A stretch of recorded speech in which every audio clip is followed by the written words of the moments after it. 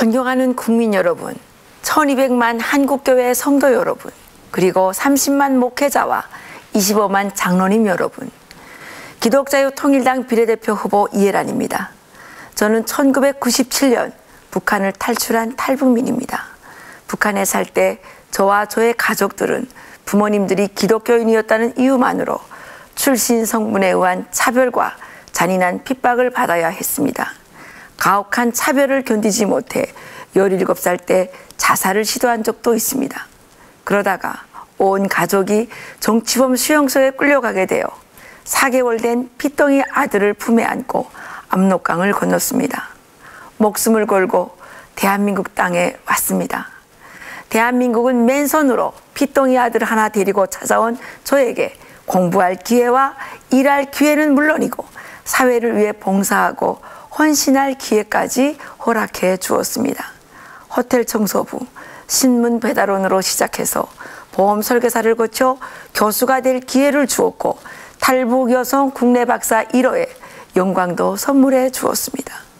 북한 전통 음식 문화연구원과 자유통일문화원을 설립해 탈북민의 정착과 통일운동을 할 수 있도록 해 주었습니다.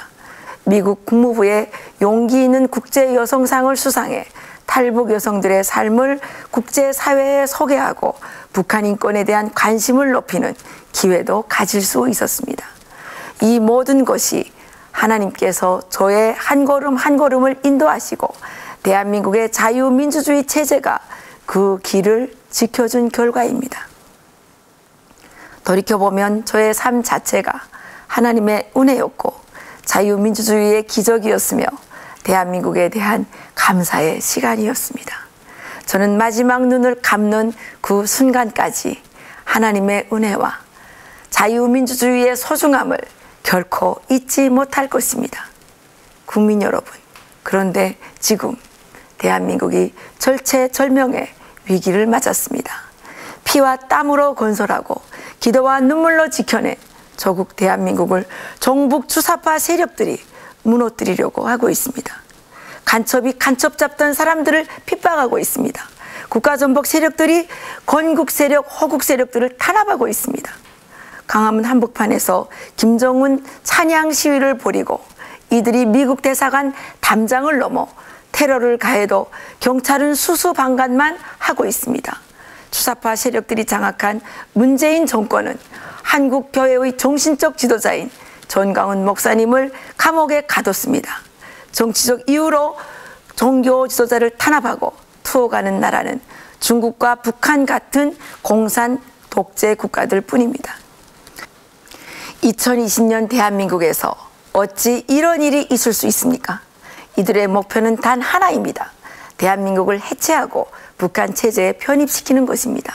얼마 전 집권 여당인 더불어민주당 원내대표는 사회주의 개헌을 천명하고 한국교회를 구조조정하겠다고 선언했습니다. 왜 그럴까요? 바로 대한민국을 지탱하는 두 기둥이 자유민주주의와 기독교이기 때문입니다. 1948년 건국 이후 대한민국의 오늘을 만든 이념적 토대가 자유민주주의입니다. 한국교회와 기독교는 우리 국민들로 하여금 가난과 고난의 질곡을 넘어설 수 있도록 만든 정신적 토대였습니다. 이 두 기둥이 버티고 있는 한 대한민국의 해체는 불가능하므로 개헌을 통해 이념의 기둥을 뽑아버리고 기독교 탄압을 통해 정신의 기둥을 무너뜨리려는 것입니다. 청와대와 여당, 정부 언론이 결탁하여 매일같이 기독교에 대한 부정적 여론을 선동하고 있습니다. 자유민주주의를 위해 광화문에 모여 기도하는 성도들을 매도하고 함께 싸우는 국민들을 폭도인 양 몰아붙이고 있습니다. 자유민주주의의 종말, 한국교회의 붕괴, 그리고 대한민국의 해체를 우려하지 않을 수 없습니다. 국민 여러분, 저는 그동안 탈북자 강제북송 반대 천일 시위를 비롯하여 종북 주사파 세력에 맞서 싸워왔습니다. 그리고 이들의 국가 파괴 행위를 더 이상 묵과할 수 없어서 이번 총선을 앞두고 기독자유통일당에 앞장서서 참여했습니다. 침묵하는 정의는 곧 불의이며 방가는 불의의 공범이라고 생각합니다. 한국교회는 135년 전 이 땅에 들어와 민족의 위기 때마다 앞장서서 나라를 구했습니다. 잠자는 민족을 개화시켰고 독립운동을 이끌었고 건국과 새마을운동, 민주화에 이르기까지 자랑스러운 대한민국의 역사를 함께 써왔습니다. 오늘날 세계 10위권의 경제대국을 만들 수 있었던 것도 한국교회의 기도와 헌신, 희생의 힘이라고 저는 믿습니다. 이제 그 힘을 다시 일으킬 때입니다. 우리 민족은 이스라엘 민족과 더불어 세계에서 가장 뛰어난 민족입니다.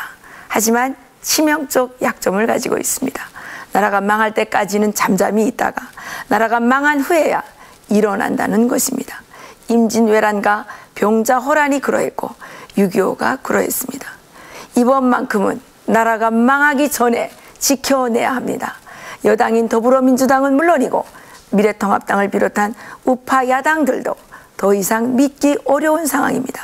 더불어민주당이 사회주의 개헌을 외치자 미래통합당은 화답이라도 하듯 내각제 개헌을 내놓았습니다. 더불어민주당이 알면서도 죄악을 저지르는 확신범이라면 미래통합당은 뭐가 뭔지도 모르고 동조하는 미련한 공범입니다. 이들에게 국회를 온전히 맡겨놓아서는 안 됩니다. 이들을 견제하고 막아낼 정당이 반드시 필요합니다. 기독자유통일당이 반드시 국회에 들어가야 하는 이유입니다. 이스라엘 민족이 아멜렉과 싸울 때 모세와 아론과 훌은 산꼭대기에 올라갔습니다. 모세가 손을 들면 이스라엘 민족이 이기고 손을 내리면 아멜렉이 이겼습니다.